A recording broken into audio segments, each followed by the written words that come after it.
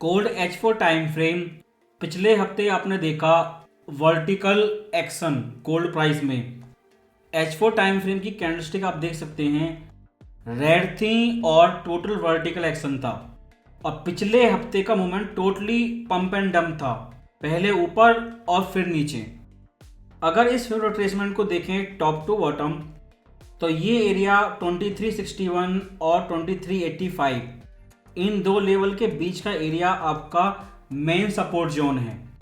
पहले भी प्राइस इस लेवल के पास में रिजेक्शन शो कर चुका है। पहले बड़ा रिजेक्शन शो किया, लास्ट टाइम हल्का रिजेक्शन शो किया।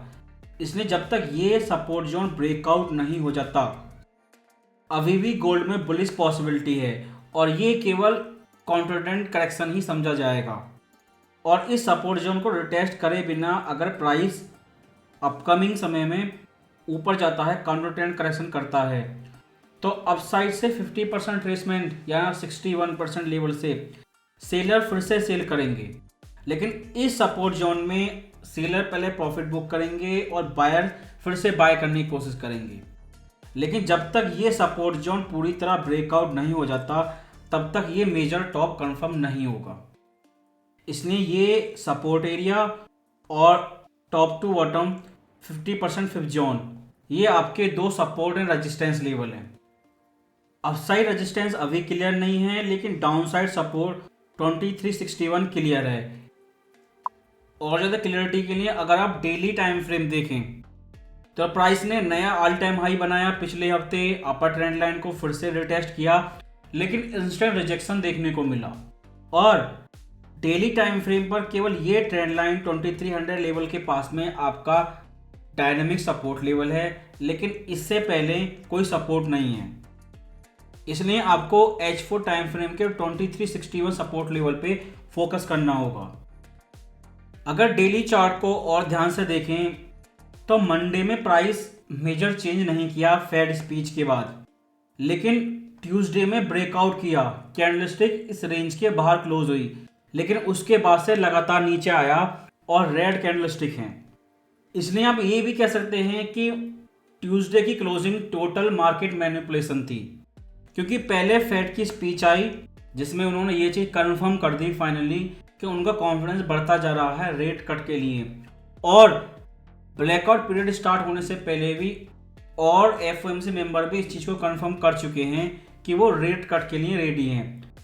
लेकिन मार्केट को लगा जुलाई एफओएमसी मीटिंग में ही रेट कट हो जाएगा, लेकिन एफओएमसी ब्लैकआउट खत्म होने से पहले एफओएमसी मेंबर ने जुलाई रेट कट के अगेंस्ट पुश किया और कहा कि सितंबर महीने से पहले रेट कट नहीं होगा। उसके बाद एक और स्पीच थी ट्रम्प की, जो इम्पोर्टेंट थी। इसलिए अगर संडे को कोई नई बार न्यूज़ नहीं आती पहले की तरह, तो टेक्निकल इस समय बुलिश नहीं है और 2361 आपका अकेला सपोर्ट लेवल है। लेकिन ट्रम्प के साथ जो हुआ वो सेम वैसा ही है जैसा इस मूवी में दिखाया है। सारी कहानी समझने के लिए आपको सारी फिल्म देखनी पड़ेगी शुरू से लेकर लास्ट तक, लेकिन न्यूज़ में जो हुआ लगभग सेम टू सेम है। और ये न्यूज़ मार्केट ओपन से पहले आई थी और उस समय सोशल मीडिया पर सिविल वॉर का बहुत ज़्यादा फियर था, लेकिन उसके बाद भी गोल्ड यू टर्न मार के नीचे आया। लेकिन इस अटैक के बाद जो ट्रंप ने स्पीच दी थी, उनके एडवाइजर ने ये चीज़ बोली है, फिस्कल रिस्पॉन्सिबिलिटी। उन्होंने पहली बार इस चीज़ का जिक्र किया है और गोल्ड तुरंत ही नीचे आया वर्टिकल लाइन में। आप इमेजिन कर सकते हैं इलेक्शन के बाद 2025 में अगर उन्होंने ये चीज़ इम्प्लीमेंट करी तो क्या हो सकता है। दूसरा, पिछले हफ्ते गुलस्वी ने ये चीज़ डायरेक्ट बोली रियल इंटरेस्ट रेट को लेके, या ये कह सकते हैं फिजिकल और मॉनेटरी पॉलिसी दोनों ही एक साथ बैड न्यूज़ लेकर आई गोल्ड के लिए और इंस्टेंटली गोल्ड डायरेक्शन चेंज करके नीचे आया। क्योंकि मार्च के महीने में जब गोल्ड ब्रेकआउट करके ऊपर गया, अप्रैल महीने में नेक्स्ट लेवल की फोमो बाइंग थी। उसके पीछे सबसे बड़ा कारण था कि बाइडेन या ट्रम्प का कोई क्लियर प्लान नहीं है कि फिजिकल पॉलिसी को कैसे फिक्स करेंगे, और ये पैनिक बाइंग थी। और दूसरा, जो फेड मॉनेटरी पॉलिसी है, रियल इंटरेस्ट रेट है टिप्स, उससे गोल्ड का रिलेशनशिप ब्रेक हो चुका है। लेकिन फेड फर्स्ट रेट कट को सितंबर महीने तक डिले करता है, तो तब तक इन्फ्लेशन और ज़्यादा नीचे जाएगी। और इस हफ्ते की most important news core PC, जब तक उनका 25 बेसिस पॉइंट का पहला कट होगा तब तक इन्फ्लेशन और फेड इंटरेस्ट रेट के बीच में डिफरेंस बहुत ज़्यादा बढ़ चुका होगा। जितना वो रेट कट करेंगे रियल इंटरेस्ट रेट उससे ज़्यादा बढ़ चुकी होगी। और केवल एफओएमसी मेंबर ही नहीं, सबसे बड़े हेज फंड जिन्हें कुछ लोग भगवान मानते हैं, रे डालियो ने भी यही चीज़ की थी, रियल इंटरेस्ट रेट। और पिछले हफ्ते बहुत सारी gold prediction I, bank of America, Goldman, JP Morgan bank, जिनका कहना है कि वो फोर्थ क्वार्टर 2022 से गोल्ड पर बुलिश हैं, प्राइस टारगेट और बढ़ा है। और इस मूवमेंट के पीछे जो कारण हैं, टिप्स और गोल्ड के बीच का डिफरेंस, ये कभी फिल नहीं होगा, हमेशा ऐसा ही रहेगा। और ये गैप जिसे हम ब्रिक्स प्रोपेगेंडा के रूप में देखते हैं, China central bank gold buy करे या Russia central bank gold buy करे, इनका मूल आधार यही है कि इन दोनों के बीच में गैप है। और जेपी मॉर्गन बैंक कह चुका है ये गैप कभी फिल नहीं होगा। और कुछ लोगों का कहना है कि जब ये गोल्ड ऊपर गया था, क्योंकि सिल्वर नहीं गया था ऊपर, इसके पीछे चाइना सेंट्रल बैंक बाइंग है। उन्होंने 2 महीने से गोल्ड बाय नहीं किया, लेकिन अब डिप बाय की है। लेकिन इसे कंफर्म करने के लिए किसी भी कंपनी की न्यूज़ लिंक नहीं है। और अगला बैंक है आपका ANZ।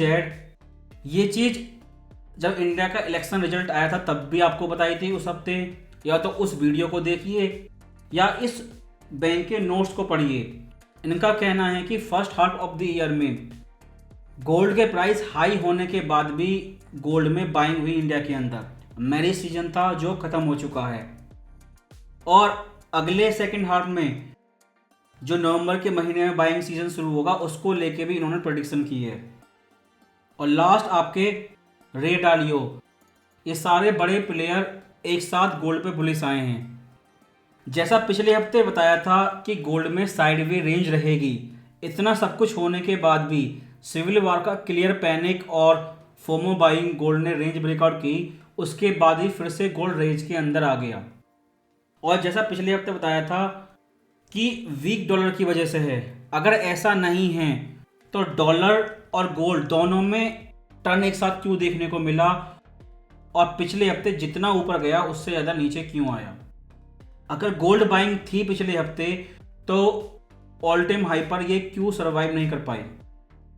अगर वीकली चार्ट को देखें, वेव वाई का प्रोजेक्शन 2451, प्राइस इससे ऊपर ब्रेकआउट नहीं हो पाया, और मल्टीपल टाइम वीकली कैंडलस्टिक इस लेवल पर रिजेक्शन शो कर चुकी है। और फ्राइडे कैंडलस्टिक क्लोजिंग बुल्स के लिए डेंजरस है। जैसा पिछले 2 हफ्ते बताया था, गोल्ड 100% बुलिश है टेक्निकली और फंडामेंटली, लेकिन अब ऐसा नहीं है। बुलिश है लेकिन 100% नहीं है। टेक्निकल भी चेंज हो चुका है और फंडामेंटल भी चेंज हो चुका है। एफओएमसी मेंबर भी रियल इंटरेस्ट रेट को लेकर वार्निंग दे चुके हैं, और बड़े हेज फंड जैसे कि रे डालियो भी वार्निंग दे चुके हैं। और ग्रुप ट्रेडर इस OCTA IB से जुड़कर ट्रेड कर सकते हैं, क्योंकि आने वाले 300 डेज में बहुत बड़ा एक्शन देखने को मिलेगा, और इस कंडीशन में केवल ग्रुप ट्रेडर ही ट्रेड कर सकते हैं। अगर मंथली चार्ट को देखें तो 2327 आपका मोस्ट इंपॉर्टेंट सपोर्ट लेवल है स्कैल्पर के लिए, और उससे पहले सपोर्ट है 2361 जो नया है H4 टाइम फ्रेम से है। लेकिन जैसा आपको पहले बताया था, पिछले हफ्ते आपने इसका लाइव एग्जाम्पल देखा, फेड पास्ट में कई बार रिसेशन को डिले कर चुके हैं पॉलिटिकल कारण से। जब तक इस करंट रिसेशन को फिर से डिले नहीं करते, गोल्ड 2400 के ऊपर सरवाइव नहीं कर सकता। और मंडे फेड स्पीच में पिछले हफ्ते उन्होंने एक चीज़ क्लियर की, नो हार्ड लैंडिंग। ठीक है, उसी तरह जैसे इन्होंने मई के महीने में बोला था, ना उन्हें स्टैक दिखाई देती है ना फ्लेशन, और अब बोल दिया है उन्हें हार्ड लैंडिंग नहीं दिखाई देती। इसलिए बिगिनर के लिए जो अकेले ट्रेड करते हैं, 2451 वीकली टाइम फ्रेम का रेजिस्टेंस है, 2361 H4 टाइम फ्रेम का सपोर्ट लेवल है, 23-27 मंथली टाइम फ्रेम का सपोर्ट लेवल है और टेक्निकली वीकली और डेली टाइम फ्रेम इस समय बुलिश नहीं है। और जैसा आपने येलेन के समय देखा, रेट हाइक करने पर भी गोल्ड ऊपर गया था उस समय, और अब पब्लिक कहती है रेट कट पे गोल्ड ऊपर जाएगा, क्योंकि इसके अंदर का magic real interest rate decide करती है गोल्ड कहाँ जाएगा। और हेज फंड, एफओएमसी मेंबर इस चीज़ को लेके वार्निंग दे चुके हैं पिछले हफ्ते। इसलिए top to bottom H4 time frame पर जब तक ये सपोर्ट जोन ब्रेकआउट नहीं हो जाता तब तक गोल्ड प्राइस अभी भी बुलिश है।